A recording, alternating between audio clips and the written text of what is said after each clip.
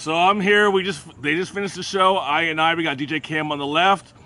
We got Insanity in the middle. Yeah. And we got Ironic on the right. And I saw these guys perform for the first time in 2007 at In Cahoots over in Anaheim, I think it was, right? Wow. Yeah. All right. Yeah, when they had Guru and Twista Yep. and everybody. And you guys, out of everybody that performed that night, from System Addicts with my boy Syph, you guys know him, Brandon Porzio. Yep. Yes, right. Out of everybody that performed that night, you guys had the most energy.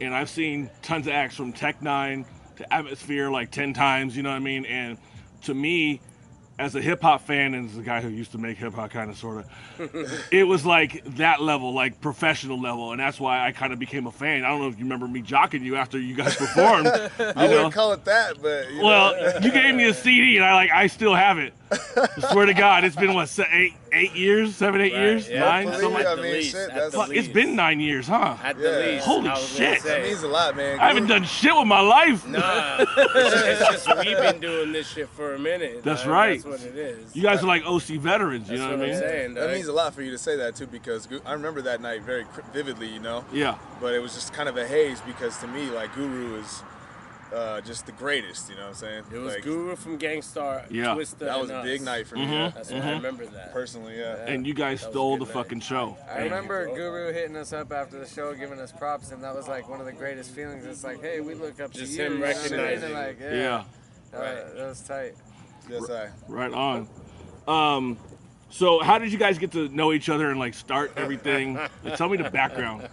Well, so me and Aaron, Bye. we knew each other from high school, like friends of friends and everything. Jeez. And yeah, we kind of both started rapping on our own, like without knowing that the other one's rapping. And then we kind of met up at like parties and stuff and freestyling. And then we're like, you know what, if we like join together, like this shit would be unstoppable. And like we wrote our first song and we're like, yeah, we knew from that moment, like this is like, what's up, you know what So I mean? in high school, you're like 14, 15.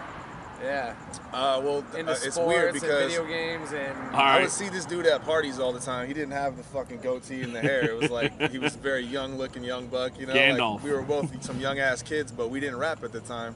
And I would just see him at parties, and like it wasn't even that we talked all the time. I just remember always seeing him and being like, "Oh, what up, dog?" Like we were just always like, "Whoa, we've known each other forever," just Yeah, faking it. right. It was weird, but like you know, over time it was like we kind of met more on a personal basis as Right. friends, and then like we kind of split apart because I moved away. I come back, and I just happened to hear that Shane was fucking rapping at a party, like a show. You know, I was Yeah. like, Shane raps, you know, okay. And I happened to fucking rap too in that period of time, like around like 19, 20, you know what I'm saying? Yeah. And yes, I walked into a fucking house party that was full of fucking people and saw him and Grinch and Ash Oh, that's you know, right, at Grinch. the time. They had their own group, you know what I'm saying? Uh-huh. And honestly, I came in, I was just utterly impressed, you know what I'm saying? So it was at that point we kind of met and was like, hey, like I fucking rap now too, you know? It was Yeah. like weird, it was weird, but here we are, you know? And your styles are very similar. Like when I hear you guys doing songs, like Right. it's not like Dad's a Corrupt. Everybody loves Dad's a Corrupt and Right. Snoop, but they all sound so vastly different. And you guys Yeah. like a Bone Thugs and Harmony-esque kind of When I terms of heard style. that, it got me off guard, dog, because Really? I figured they had a group like the whole time. And then when they told me that story, like, oh, I was doing this, and then he was doing this, and Yeah. we met up, like, that was amazing for me, because I didn't know them when they were doing that. I met them, like, I was DJing at a hookah bar when I was 17, hookups, Uh-huh. and they came up to me, and they were supposed to be performing that night, and I was supposed to be DJing that night. Okay. So they were like, Oh, how yo, funny. can we get the mic real quick? We're going to be doing something. And I was like, who the fuck? Like, I was like, I don't know these dudes and whatever. Like, I asked the owner, like, hey, some dudes came up. They want to rap. He's like, yeah, let them rap. They're cool. I was like, cool. All right, cool. Right on. Let's let them do their thing. And so I just throw their CD on and I let them rap. And I just happened to be, like, scratching over it, you know, during, like, I don't know, a 10 or 15 minute set, you know what I Yeah. mean? And then when they were done, they were like, hey, we started this group, but we don't have a DJ.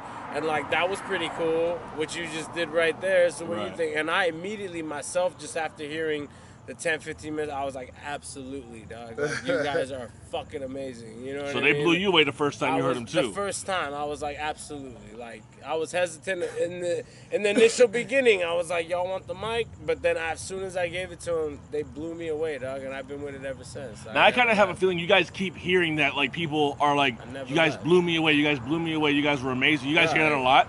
Yeah. We don't have to hear it. We see it, dog. Okay. Like, we step on stage and we see people like, who the fuck are you for real? Right? And then we start and they're like, oh my God. Yeah. You know what I mean? So Yeah. it's like, we'll hear it from the people that maybe want to tell us, but even if they don't tell us, we see it, dog. And we can confirm it. You know what I mean? We definitely appreciate the underdog vibe that we bring. like that about people don't us. like really You know what I mean? expect it. And Yeah. that's the best part about it. We would rather that they not, because we like the fact that they're blown away. You Yeah, I know mean, what look at us. Like, I mean, we're like, hey, we do hip hop. People are like, yeah, I'm sure you're tight. You know what I mean? Like, Sure, and then you we guys get are up dope. there, like, people are just like, what the fuck? Like, a lot of times people don't know how to react because they're already expecting us to like be just another group, and then they're like, wait a minute, like, this shit is dope. They're kind of like, you see people like looking around, like, am I the only one that's seeing this shit? Like, you know what I mean? Like, it's hard for somebody to like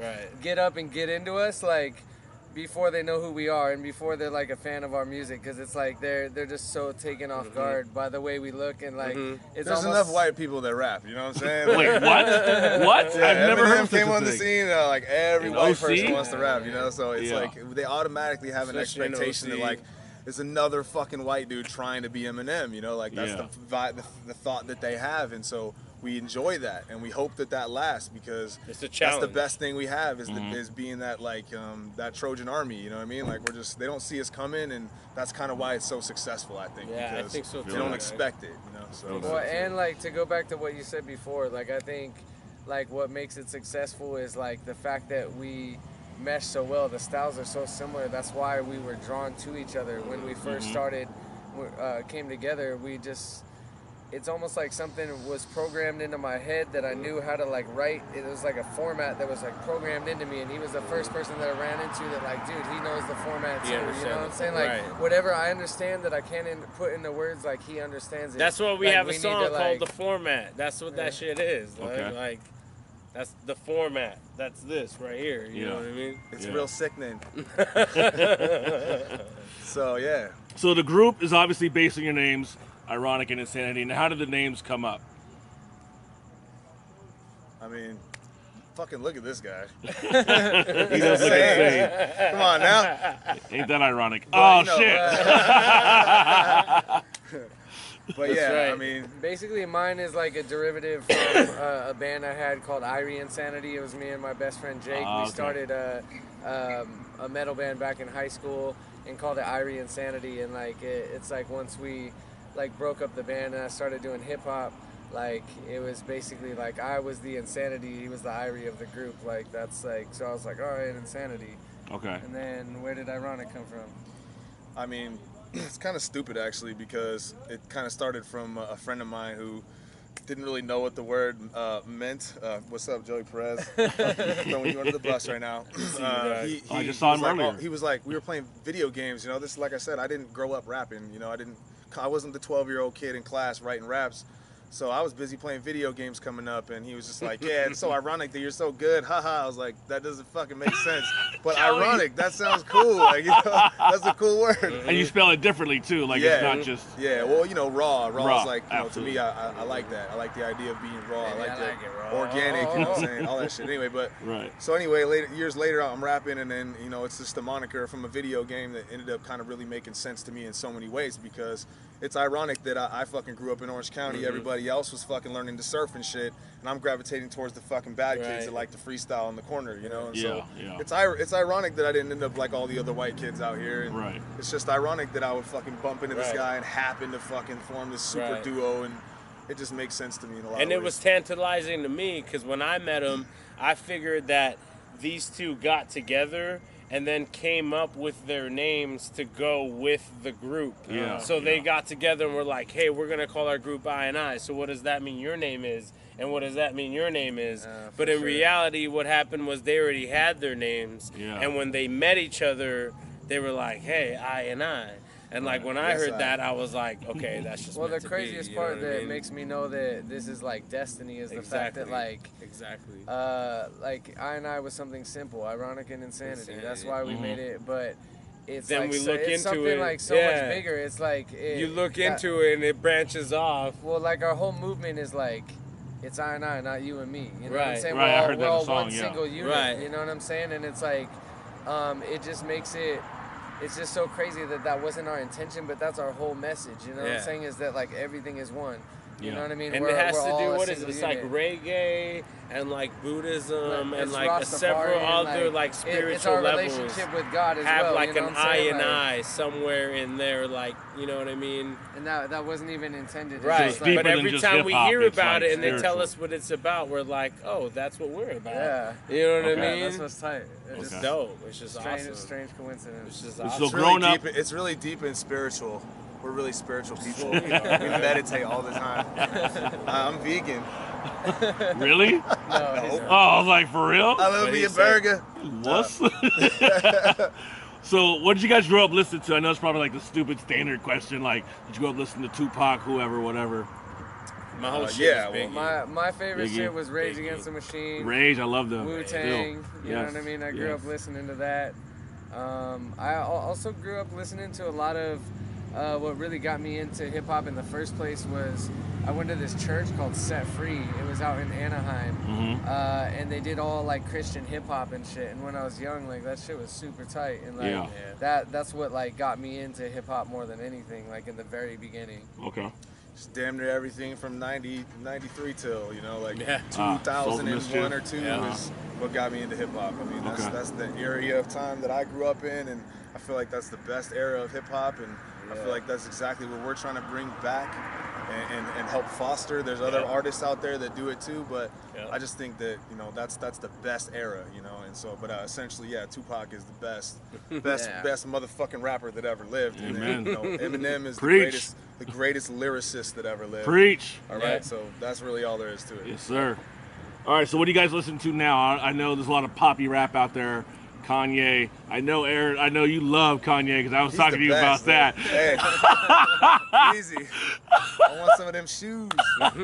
Life of Pablo, I still got to get you that copy that I stole from the internet. We'll have But a listening party, KJ. just me and you. Laugh at Pablo. Kanye, I'm with you. So what do you guys listen to now in terms of like the music you grew up with or shit on the radio? Well, the craziest thing is my answer to this question, same answer as last question. Rage, okay. It's like, Rage, Wu-Tang. Still listen to the stuff from the 90s because, like, it's no disrespect to the rappers nowadays, but it's like, I just don't vibe with it. Like, it's cool for what you do. I'm proud of you. You made something. And, but it's not, I'm going to listen to something until something else dope comes out. Like, I'm still listening to shit from the 90s, Method Man and shit. All right. I'm trying to like it, but I think it's all terrible now. You know what I mean? Like, I'm not gonna be. I can't sugarcoat it. I just don't like the music. I think that it has really good beats. Sonically, they're good beats. You know, and I see why people like it. You know, but I just feel like, to me, I'm always gonna go back to the stuff that I'm comfortable with, the stuff that makes me feel good, that I relate to. You know, and so I just feel like I go back. You know, and some artists nowadays, you know, like. I mean, honestly, Tech Nine is somebody that I keep up with, I love him, because I just like everything Tech Nine does. You know, I like Ritz and everybody, all them guys over there. Strange music. You know what I'm saying? I keep up with Eminem, Slaughterhouse, of course, Crooked Eye is a fucking beast. King Crooked. You know, Royce, like all them, they're all dope. Yeah. What about you, Cam? So, I mean, as far as when I'm in the clubs and stuff, a lot of the commercial stuff I like, but I try to focus a little bit in respect to what we're doing on the guys that still have, like, if you want to see an underground tip to it. And in that respect, I'm listening to like J. Cole and like Kendrick, you know what I mean? Because they're still bringing like the lyrical stuff to it. And that's what's still giving me the hope for stuff like I&I is like, oh, people are still listening to that. You know what I mean? So it's like when it comes to partying and this and that, I like that stuff. But when it comes to the stuff that I feel like we're trying to do, the stuff that I mentioned there, like I'm still listening to, because I'm like, cool, man. People are still respecting the lyrical stuff. They're still trying to hear something with content, and like that's what we bring in as well. And like I love those artists because it's like there's still availability of that out there. People still want to hear it, believe it or not. So y'all know I used to rhyme a little bit back in the day, but I don't anymore because I'm old as shit now. But I remember like growing up, 16, 17, writing my first rap, and I was telling this girl Chevy I just met a minute ago, like how when I first started, my whole shit was gangster rap, and I wasn't a gangster at all. Like I wasn't a very good student, but I wasn't a gangster either, right? My Dickies were flooding, my Ben Davis was like a fucking midriff, you know what I mean? Like it just keeps shaking, mama. Right. But eventually my style changed and it became more lyrical, more conceptual. Right. So did your music also evolve to a point where like it started and you were like, hell no, and then it came to something else? I mean, as far as us, I mean, no, we were like right from the jump, our first song, 7 Deadly Sins, like just talking about like world issues, talking about the stuff we saw in front of us, like, and that was like, I mean, that's like that song's a perfect example of like just what we do, what people love the most about our stuff. Like we can battle rap and stuff like that. We got good punchlines, like just to show that we could do that, but like it's our deep shit that's just fucking from the heart that people have always felt and always kind of like flocked to, and that was like our first song came out like that. Okay. And what year was that where you guys recorded your first song? That you can remember. If you remember. My memory sucks. 2004? I was gonna say 2003. Maybe 2003, 2004. I was like 21-ish. Yeah, so 2003 probably. Wow. Crazy. You're old as hell That's a now. hard question, bro. I was digging deep in the files. Especially late at night. I mean, because I remember when I met them, they had like 2 songs that they had done together. Like they had done his songs and his songs, but as I, they only had like maybe 2 or 3 songs. I see. And that was 2002.